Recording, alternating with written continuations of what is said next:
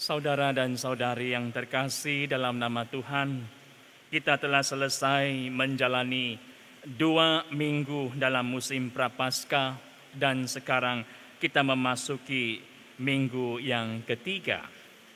Seperti peristiwa di padang pasir, kalau kamu masih ingat dalam minggu yang pertama kita diajak untuk bertobat. Dan Gunung Tabor, minggu yang kedua di mana pergunungan itu adalah tempat pertemuan khusus dengan Bapa. Tetapi hari ini tidak seperti minggu yang lalu pada saat penukaran itu, tetapi kita tidak akan melihat wajah Yesus yang mulia dan bercahaya, tetapi kita akan melihat wajahnya yang marah. Yesus tidak senang dengan apa yang dilihatnya dengan tempat kerana cara penyembahan bait suci diatur tidak lagi mencerminkan idea asal daripada Tuhan tentang sebuah community yang berdoa. Rumah itu telah bertukar menjadi sebuah tempat di mana mereka melakukan perdagangan ataupun perniagaan. Bukan lagi dianggap sebagai satu gereja ataupun bait suci untuk menyembah. Saudara dan saudari, kalau kita lihat dalam pembacaan pertama minggu ini, hukum Allah disampaikan kepada bangsa Israel. Dan hukum inilah yang merupakan kelanjutan daripada perjanjian Allah di Sinai, yaitu Allah menghendaki bangsa Israel menjadi bangsa kesayangannya.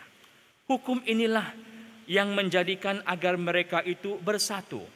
Hukum inilah yang membuatkan agar mereka itu mengalami bagaimana untuk mewujudkan persatuan dan juga mau mengikuti apa yang telah dikehendaki Tuhan kepada setiap kita.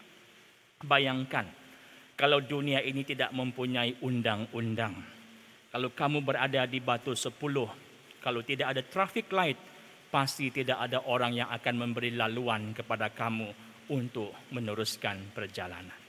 Kalau kamu pergi ke Bandar Kucing, begitu sesak, ya. Kalau tanpa ada lampu isyarat itu juga pasti banyak kemalangan yang akan berlaku.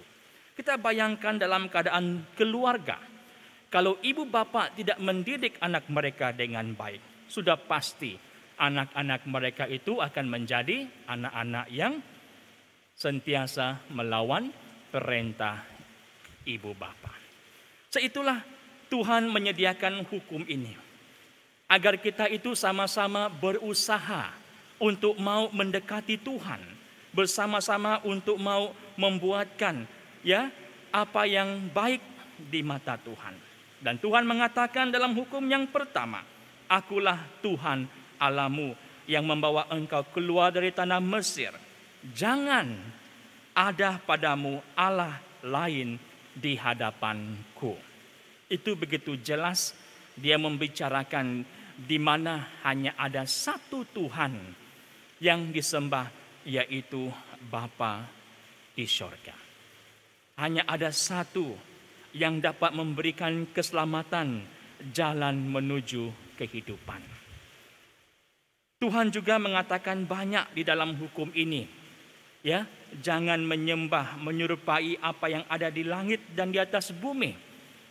Jangan juga kamu melawan orang tua, berzina dan sebagainya. Itu yang membuatkan hidup kita itu akan lebih teratur, akan lebih dapat menghargai apa yang telah diberikan oleh Tuhan kepada setiap manusia untuk mau menghargai, untuk mau menghormati, dan untuk mau menyelami kasih Tuhan. Bayangkannya, kalau kita tidak mempunyai hukum ini yang telah diberikan Tuhan kepada Musa, kita pasti akan mengalami banyak kehidupan yang porak-poranda, yang sentiasa hidup dalam kegelapan, dosa, yang tidak memusatkan kepada iman, yang telah Tuhan mau berikan kepada setiap kita. Bacaan pertama minggu ini di mana mengingatkan kita sesungguhnya iman adalah pusat utama untuk mau menjalinkan hubungan kita dengan Tuhan. Tanpa iman, kita tidak akan dapat menyelami kasih Yesus dan juga menyelami kasih di antara sesama. Melalui iman kita dapat mengaitkan tentang hukum Tuhan yang telah diberikan kepada kita. Kalau kita lihat bacaan kedua minggu ini juga jelas menunjukkan makna tentang iman. Juga Tuhan mau mengajak kita untuk mau mengalami akan tanda kehadiran Yesus dalam hidup yang akan sentiasa memberikan kita itu semangat. Tetapi setiap kali manusia mengatakan, apa tanda yang boleh membuatkan saya itu hidup senang? Apa tanda yang boleh membuatkan hidup saya itu dekat dengan Tuhan? Manusia sentiasa mau mencari sesuatu tanda-tanda agar mereka percaya. Tapi satu yang diminta oleh Tuhan kepada kita, yaitu mau ada kerinduan untuk mau berdoa kepadanya. Dalam apa situasi di dalam kehidupan kita, kita mau agar iman kita itu semakin berbuah. Agar iman kita itu membuktikan bahwa kita ini adalah milik Tuhan. Iman juga dibuktikan dalam Injil minggu ini yang mengatakan tanpa iman kepercayaan kita kepada Tuhan tidak akan dapat dirasai, dialami oleh setiap kita. Karena bait suci Tuhan yang ada di dalam tubuh kita itu tidak disemai, dibajai, tidak dijaga, tidak berikan penghargaan yang telah Tuhan hadir di waktu pembaptisan di dalam hidup kita. Itu yang seringkali menjadi persoalan kepada setiap manusia yang sentiasa mau mencari kesenangan, jawaban yang cepat, dan lupa akan apa yang penting dalam sebuah kehidupan. Saya masih teringat kepada satu cerita di mana seorang padri paroki mengunjungi salah satu kelas RCIA di salah sebuah tempat di mana guru agama itu mengajar. Dan dia melihat betapa baiknya para pelajar menjawab soalan yang telah dikemukakan oleh guru agama kepada mereka. Apabila dia mengatakan, di mana Tuhan tinggal? Salah seorang daripada murid itu mengatakan, Tuhan ada di gereja. Satu lagi mengatakan, Tuhan ada di tabernakel. Seorang lagi menjawab, Tuhan ada di seluruh dunia. Dan seorang pelajar lagi menjawab, Tuhan ada di dalam diri saya. Semua jawaban yang diberikan oleh murid-murid ini adalah tepat. Karena mereka melihat melalui mata iman. Yesus itu ada di mana-mana, Tuhan ada di mana-mana. Itulah renungan penting bagi setiap kita pada hari ini mengatakan, di mana Tuhan di dalam diri saya. Bagaimanakah kita dapat memuliakan Tuhan? Bagaimana kita dapat merasakan kuasa Tuhan itu hadir? Dia ada di dalam bait suci kita. Kalau kita lihat dalam Injil, Yesus mengatakan begitu marah melihat keadaan situasi yang berada di dalam tempat sembahyang itu. Manusia melakukan banyak perniagaan. Mereka lupa bahwa tempat sembahyang itu merupakan tempat yang kudus, suci. Tetapi apa yang dilakukan oleh orang-orang pada masa itu ialah mereka melakukan perniagaan. Mereka menjual, menukar duit, mereka membuat sesuatu yang untuk memuaskan diri mereka hingga lupa satu perkara penting, bait suci itu merupakan bait suci Allah. Kita juga dapat melihat keadaan itu berlaku di setiap gereja pada masa kini. Di mana gereja kita itu ada kalanya tidak dibersihkan, kotor. Ada orang membuang sampah, ada orang ya sengaja untuk menyonteng di dinding-dinding gereja.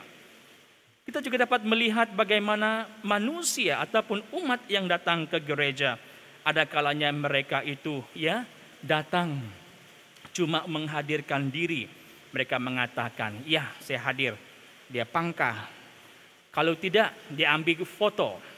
Sebelum misa, I'm in. Selfie. Selepas misa, ambil gambar lagi, in. Masuk dalam Facebook, orang tahu, oh dia pergi sembahyang hari ini. Itu reality keadaan pada masa ini. Dan ada juga orang pada masa sembahyang. Mereka tidak begitu memfokuskan tentang ya kehadiran Yesus yang nyata di perjamuan kudus.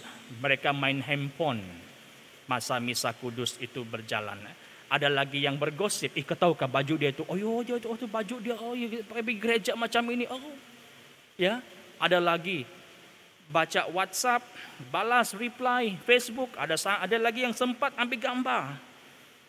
Itu semua ya, Tuhan sedih melihat bagaimana manusia mau menghargai bait suci. Bukan itu saja. Tuhan mengatakan, jagalah bait suci yang ada dalam dirimu. Apa yang manusia buat, mereka ya pergi berjumpa dengan dukun, mereka diberi air keramat, minum air itu supaya mereka itu sembuh, supaya mereka itu ya tidak ada gangguan, tapi mereka telah mengotori bait suci Allah. Mereka juga menyimpan banyak tangkal-tangkal dalam tubuh. Ya, mereka juga melakukan banyak perkara hingga tidak percaya lagi tentang kuasa Tuhan. Itu juga merupakan ya kita mengotori bait suci Tuhan. Satu minggu ketiga ini Tuhan membawa kita untuk membuka mata. Agar kita itu membersihkan diri kita. Agar kita itu mau sekali lagi percaya, tandanya kita mau mengikuti Tuhan. Saudara dan saudari, jantung semua orang Kristen, semua orang yang percaya itu adalah di dalam gereja Tuhan.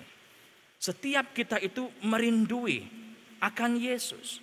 Kalau kita tidak mempunyai kerinduan kepada Tuhan, saya percaya kita tidak akan ada hubungan yang begitu erat dengan Tuhan. Kita hanya tahu meminta daripada Tuhan, tapi kita tidak pernah bersyukur ataupun mau mempunyai hubungan yang kuat kepada Yesus. Bayangkan hari Minggu, kita ini manusia yang banyak membuat apa? Kalau kamu tahu, yang sentiasa mempunyai beribu-ribu alasan. Bila pergi sembahyang hari Minggu, bila kita mau bangun pagi, banyak orang mengatakan susah mau bangun. Apatah lagi pada masa ini kita tidak ada dapat untuk berkumpul bersama dalam gereja karena pandemik ini. Ramailah sudah manusia lupa untuk mau berjumpa Tuhan. Musim hujan pada ketika ini sangat sedap untuk tidur. Itu juga mempunyai satu gangguan yang membuatkan kita itu lupa untuk mau bersembahyang. Tuhan mau agar kita menjadikan bait sucinya itu dihargai, diberikan ya, membawa berkat kepada semua. Satu, Tuhan mau mengajar kita untuk mengkuduskan hati kita itu agar setiap orang dapat mengalami kuasa Yesus yang begitu sempurna. Kuasa Yesus yang begitu berkuasa. Kuasa Yesus yang membuatkan kita itu supaya dapat merasai berkat-berkat yang mau disalurkan ke dalam setiap pribadi kita. Saya itu Tuhan mengatakan, gereja mesti menjadi sebuah tempat ibadat, terutama sekali dalam masa persekutuan kita. Kita harus menghabiskan beberapa menit untuk berbincang dengan Tuhan, berbicara kepada Dia. Untuk mau merasai kuasanya, kita harus mempunyai pengorbanan. Seperti mana Yesus telah mengorbankan dirinya di kayu salib. Dia telah berkorban untuk mau membuatkan agar kita itu diselamatkan. Tapi ramai seperti yang saya katakan, mau sembahyang berpikir beribu-ribu kali. Tapi kalau mau lepak di luar, boleh berjam-jam. Kalau mau pergi, ada ini ya, yang keluarga ini mengatakan, saya tanya mereka, ada pergi sembahyang hari Minggu? Dia mengatakan, tidak ada, Father. Kami sibuk dengan pekerjaan. Jadi kamu kerja dari hari Isnin sampai hari Minggu? Ya, Father. Tidak ada masa untuk mau pergi sembahyang. Selalu sibuk. Tapi bila ada masa, ya contohnya dia dapat cuti hari Minggu, juga dia tidak ada pergi sembahyang. Karena apa? Masa untuk rehat. Itu saja masa yang saya ada, Father. Hari itu untuk saya rehat. Di mana masa untuk Tuhan? Cuma 1 jam 30 menit kita mau duduk bersama Tuhan pada hari Minggu itu untuk mau ya membuatkan diri kita itu diberkati. Tidak ada masa. Kesibukan selalu menguasai dalam hidup. Sehingga bila kita mati nanti, Tuhan juga akan mengatakan, minta maaf ya, aku juga tidak ada masa untuk kamu. Karena sepanjang hidup kamu tidak mempunyai masa untuk saya. Bagaimana kita mau ya merasai Tuhan kalau kita tidak membuka pintu hati kita kepada Dia. Seitu Tuhan mau agar bait suci yang kita terima di waktu pembaptisan itu diberikan sekali lagi ruang, dibaharui agar kita mengalami kuasa Yesus. Tapi ramai orang hanya mengenal Tuhan di waktu pembaptisan. Selepas pembaptisan mereka lupa akan kebaikan Tuhan. Ini ketara. Ya, kalau kamu masih ingat lagu ini, mengikut Yesus keputusanku. Dengan bersemangat dia mengatakan, mengikut Yesus, berkebar-kebar, keputusanku, ya.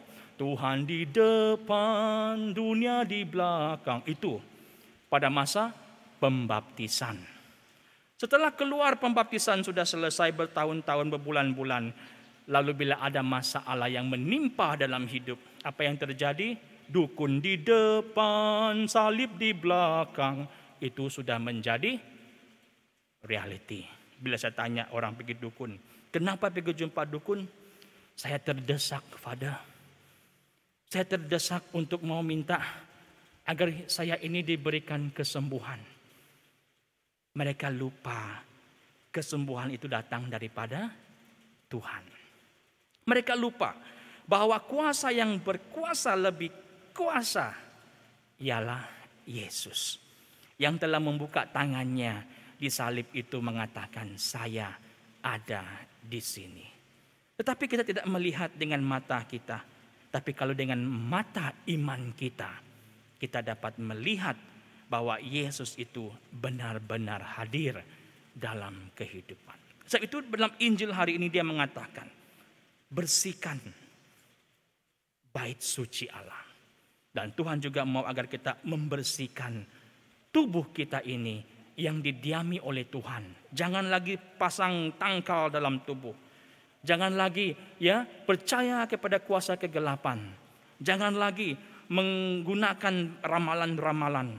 Jangan lagi ya melibatkan diri dengan kuasa yang tidak baik ini. Tapi peganglah salib Tuhan ini. Peganglah Yesus dalam kehidupanmu. Peganglah Yesus yang memberikan kekuatan kepadamu. Tapi ramai orang tidak percaya Tuhan. Karena mereka tidak melihat kuasa ataupun tanda yang Tuhan mau berikan kepada mereka. Saya masih teringat kepada satu peristiwa di mana seorang wanita datang kepada Father untuk minta didoakan. Dia mengatakan, Father, saya tidak tahu apa yang telah berlaku dalam diri saya. Badan saya ini seperti ada yang berjalan. Jumpa dokter, tidak ada penyakit. Pergi X-ray badan, tidak ada. Muka saya ini selalu seperti ada ulat yang berjalan. Pergi jumpa spesialis tentang muka, juga tidak ada yang dia nampak apa-apa. Ya, tapi dalam hidup di dalam ini saya merasai sesuatu yang begitu sakit, tapi tidak ada orang yang dapat merasai kesakitan ini. Apa sakit ini, Father? Ada jumpa dukun? Tidak ada, Father.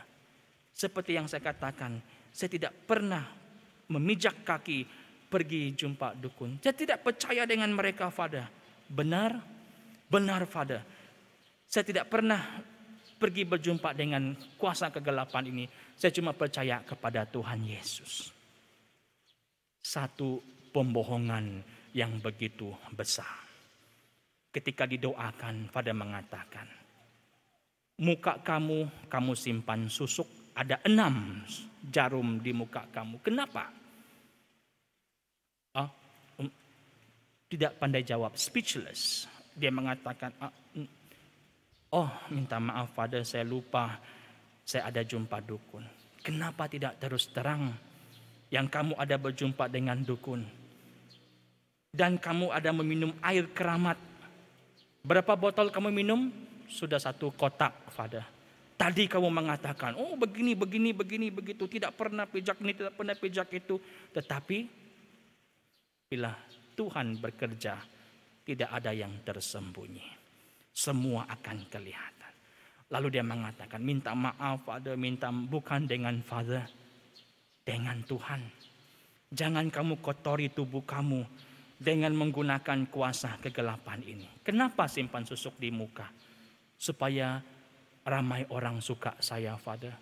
Supaya bila orang tengok saya cantik, saya itu ada, dapat menambat hati mereka. Terutama sekali dalam perniagaan saya, Father.